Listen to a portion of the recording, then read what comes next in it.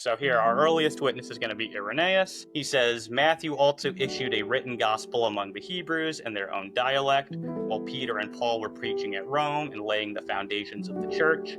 After their departure, Mark, the disciple and interpreter of Peter, also handed down to us in writing what had been preached by Peter.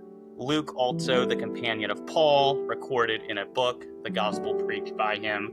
Afterwards, John, the disciple of the Lord, who had also leaned upon his breast, did himself publish a gospel during his residence at Ephesus in Asia. Another witness would be here, Clement of Alexandria. He says, quote, the earliest written gospels were those containing the genealogies, and the gospel according to Mark came into being in this manner, and he goes on and gives the story of how Mark came to be, but I mean, he clearly says that Luke and Matthew are the two earliest gospels to have been written. We go a little bit later into church history. Origen says, among the four gospels, which are the only indisputable ones in the church of God under heaven, I have learned by tradition that the first written was that according to Matthew, who was once a tax collector, but afterward an apostle of Jesus Christ, who published it for those who from Judaism came to believe, composed as it was in the Hebrew language. Secondly, that according to Mark, who composed it in accordance with the instructions of Peter, who is the Catholic epistle, or who in the Catholic epistle acknowledges him as a son.